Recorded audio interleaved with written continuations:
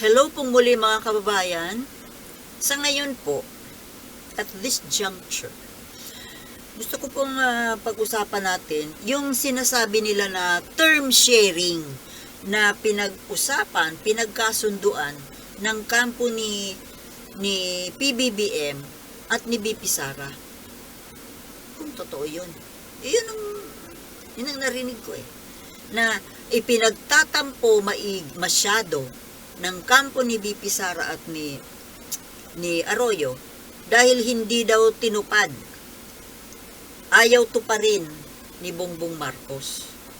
Na yung term sharing na yan pala, nag-umpisa kasi yan noong napagkasundo ang term sharing nila Velasco at ni Alan Peter.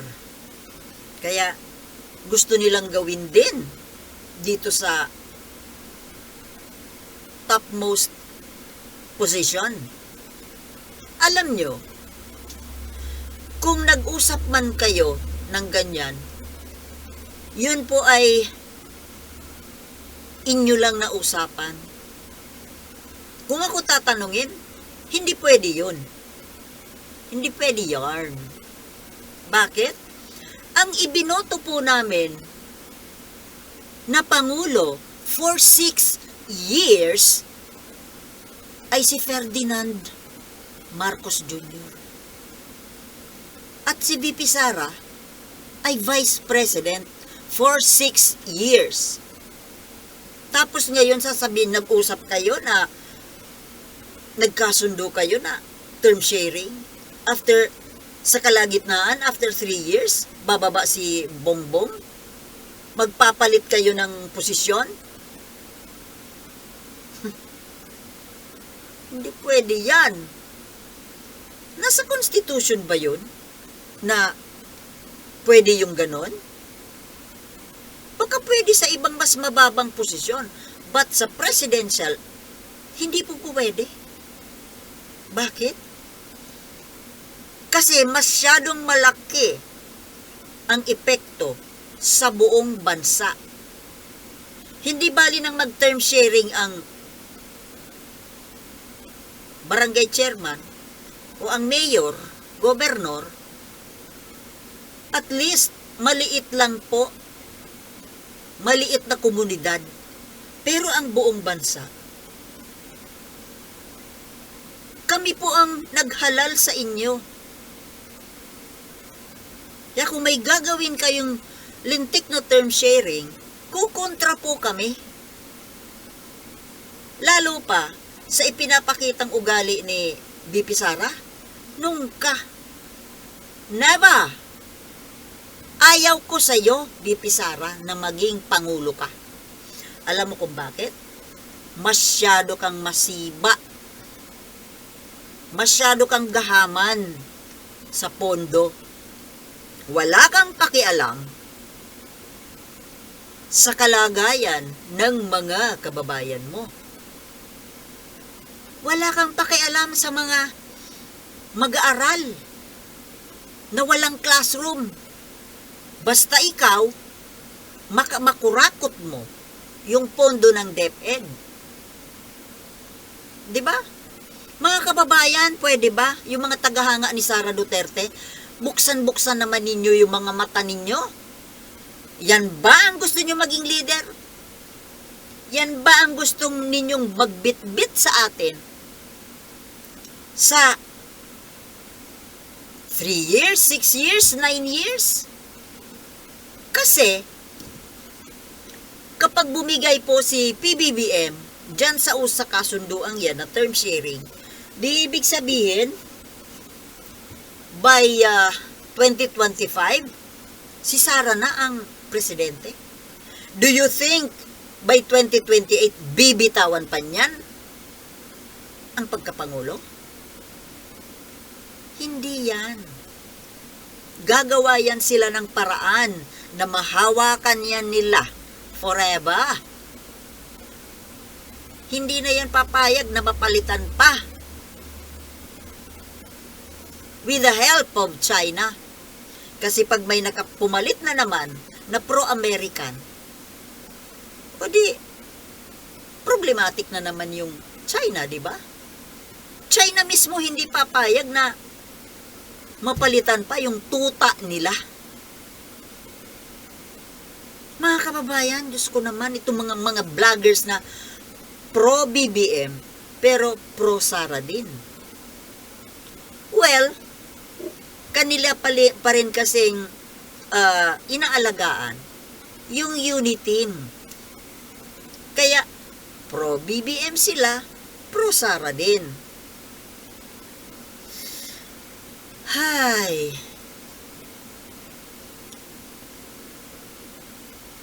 Kung naging pro-Sara man ako before, hindi na ngayon. Matuto naman po tayong magbukas ng kaisipan, magbukas ng mata, be aware of what's happening. Yan ba ang gusto ninyong maging Pangulo? Ngayon pa lang, nagpapakita na ng mga kaugalian, karakter, na hindi sa isang good leader. Tingnan mo kung paano siya sumagot diyan sa mga bumabati ko sa kanya. Sinagot niya si Franz Castro, si Risa Hontiveros. Ano mga sagot niya? Sa batang isip, hindi sa isang professional, hindi sa isang leader. Hindi mo gayahin si Bongbong Marcos. Ito si BP Sara na to. Ang ugali po nito, kabaligtaran ng ugali ni BBM. Masyado itong matabil at masyadong pilosopo at masyadong vindictive. Kabaligtaran nga. Kung ano ugali meron si BBM, kabaligtaran nitong BP niya. Tingnan mo yung, kung maalala ninyo yung tambalos-los issue, isip bata. Ngayon na naman, yung issue ng confidential fund, hindi niya masagot-sagot. Yung mga tanong, ibinabato niya lagi sa mga USEC. Bakit hindi niya masagot? Sabi mo, we can live without confidential fund. O di patunayan mo. I-withdraw mo. Withdraw from that confidential fund. Alam mo na maraming bumabatikos. Alam mo na maraming masama ang loob dyan sa paghingi mo ng ganyan kalaking confidential fund. Pero baliwala lang sa'yo. Ang kapal ng mukha. Alam na alam mo na ang confidential fund mo ay doble kalaki sa confidential fund ng Department of National Defense and NICA combined. Sila ang dapat mayroong malaking confidential fund. Yung Coast Guard, 10 million lang. Na sila nga ang mas nangangailangan dahil buwis buhay sila doon. Biruin mo yan, tatlong ahensya na nagbabantay, nangangalaga sa interes ng buong bansa. Mas maliit, kalahati lang sa confidential fund, sa pondo ng nag-iisang tao. At unaffected. Di ba yun ang sabi niya doon sa kanyang Instagram post? The unbothered with the upset. Unbothered. Unbothered kasi makapalang mukha. Alam mo na nagagalit ang taong bayan dyan sa paghingi mo ng ganyang kalaki. At nagpapalinis ka pa na magsasalita ka ng we can live without confidential fund. Ba't di mo patunayan? Ba't di mo sabihin na, oh, gentlemen, Congress and Senate, I withdraw my request for confidential fund. Dahil mas kailangan pala nitong maanga-ahensyang ito. Mas kailangan ng DepEd. Mas kailangan ng mga bata, ng mga teachers. Mas kailangan ng mga nagbabantay na Coast Guard doon sa problematic West Philippine Sea. Pero hindi eh. Eto ka. Nagpapakabusog ka. At pinipiloso po mo pa yung mga bumabati ko sa'yo. Nagpapakita ka lang na hindi ka karapat-dapat maging leader namin. Yes, baka ako lang ang nagsasabi. Ako yun. Opinion ko yun. Kayong mga nanonood sa akin, may sarili kayong opinion, inyo yun. Hindi man kayo sang-ayon sa opinion ko yun. Damdamin ko yun, feeling ko yun, isip ko yun. Ako yun. Iba kayo. Doon sa mga nagbabash sa akin.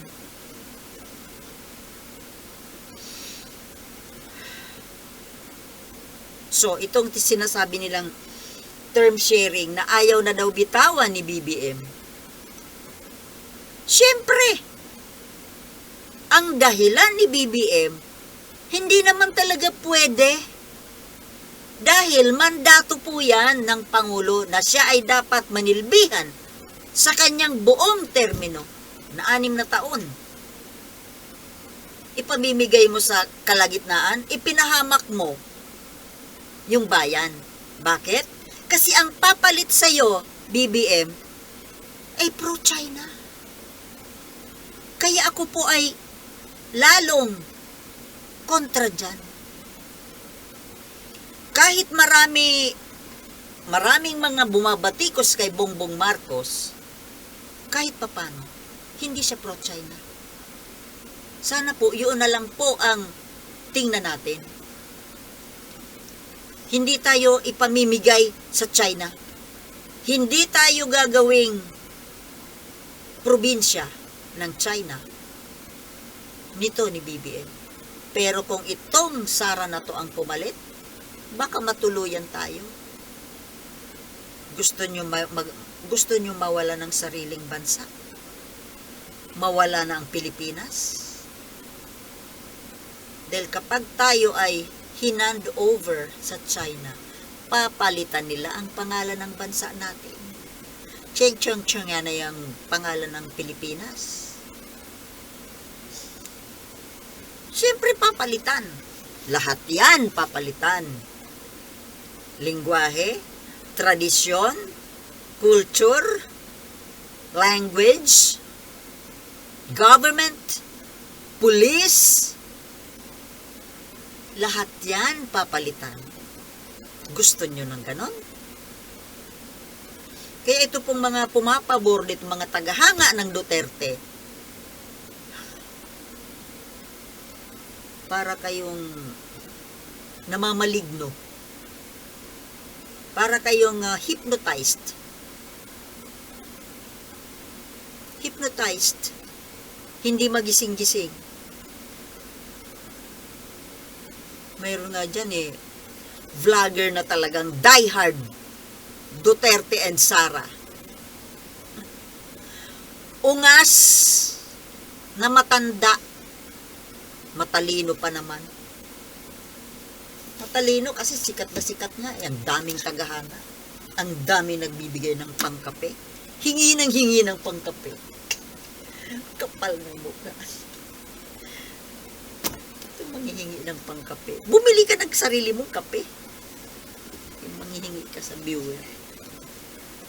Sana kung yung viewer ay nagkukusa na magbigay ng pangkape, fine. That will be appreciated.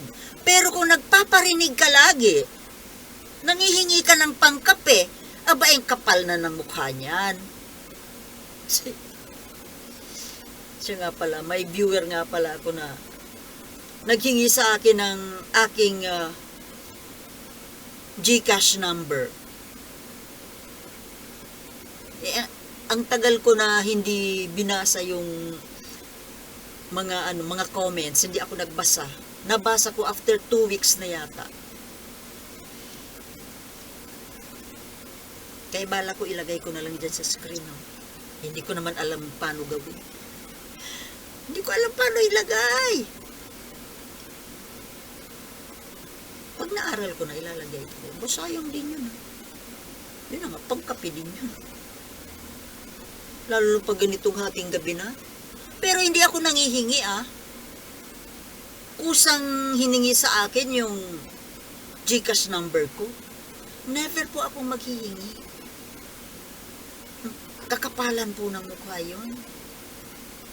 Gusto mong mag-vlog, mag-share ng iyong opinion,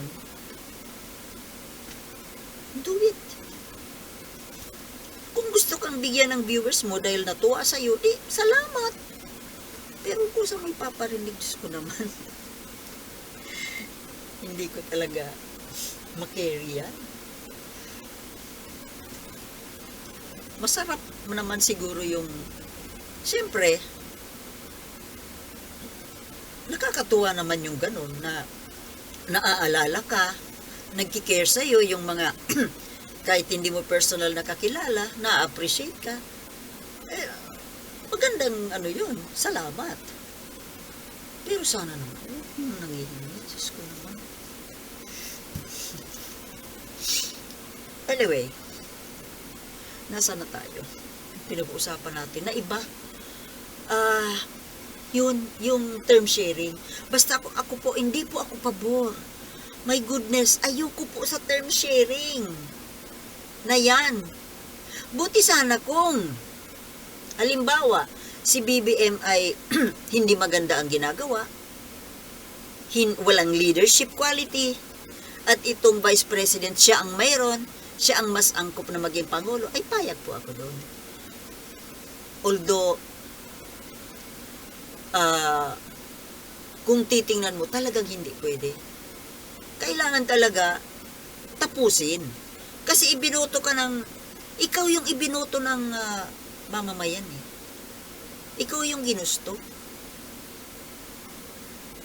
Well, paano ba? Kung sa bagay, kung sa kalagitnaan ay na-discover natin na katanggal-tanggal nga siya, well, fine. But, in this case, hindi ako pabor. Dahil nga, mas gusto ko na ang ginagawa ni BBM. At nakikinikinit ako kasi kung ano ang mangyayari kung mawala si Bongbong Marcos na ang pumalit ay si Sara. Alam ko. Ewan ko sa inyo na mga bulag na tagahanga ng Duterte. Hindi nga nagsasalita tungkol sa panggugulo ng China sa West Philippine Sea. May narinig ba kayo?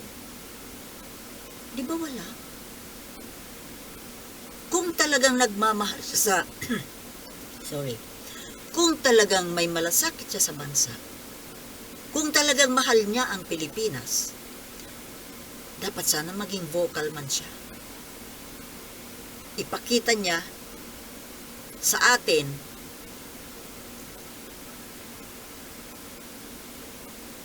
ang stand niya tungkol dyan sa nangyayari sa West Philippine Sea. Pero kung salita din lang naman, pero alam naman natin tumingin ng kaplastikan at saka hindi. Kagaya nung ginawa ni tatay niya nung about a week ago, na pagsasalita ng kunwari kinukontra yung ginagawa ng China, labas sa ilong. Alam naman natin na hindi totoo yun. Palabas lang yun. Huwag naman. Pero alam natin kung talagang totoo. Kung totoo ang sinasabi. Ito si BBM, alam natin na mahal niya yung Pilipinas. Alam natin na talagang kontra siya dyan sa ginagawa ng China sa atin. At hindi niya tayo ipagkakanulo dyan sa China. Di bali nang dumikit tayo sa Amerika. Huwag lang dito na yang gusto ng mga pro-Chinang Pinoy, pro-China politicians, pro-China personalities. Palibasa, ay, humaagos siguro ang pira.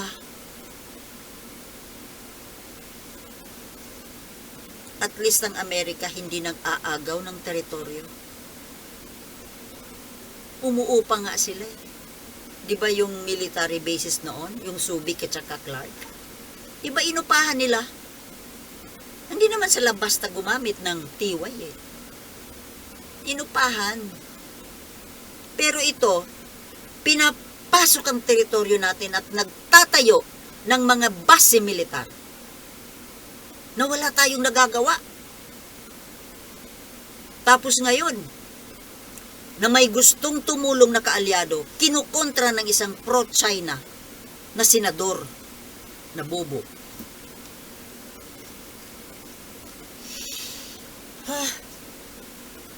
Kailan kaya tayo magkakaroon ng matitino na politiko? Siguro ko may bibilang mo na lang sa 10, siguro mga 2 na matino. 2, 3 siguro. Pero yung 2, 3 matino na yan, wala rin namang magagawa eh. Kasi majority rules. Kung ikaw kukontra-kontra ka, mawawala ka sa eksena. Kaya, tuloy, yung matino, nagiging corrupt na rin. Majority rules eh. Kawawang Pilipinas. Bueno, mga kababayan, siguro, it's just a dream. Pero, baka madala sa, malay mo, baka madala sa dasal. Madala kaya? Ay, magdasal na lang tayo na sana tumino ang politika dito sa atin. Okay, hanggang dito na lamang po. At bukas ako ay bibiyahe paluwas ng Maynila. At siguro, medyo mag-video ako doon. Okay, kailangan ko ng sign off dahil mag-ano pa ako ng mga dadalhin ko. Maraming salamat po sa panonood at see you in Manila. This is Sultana de Manila anyway. Thank you and peace.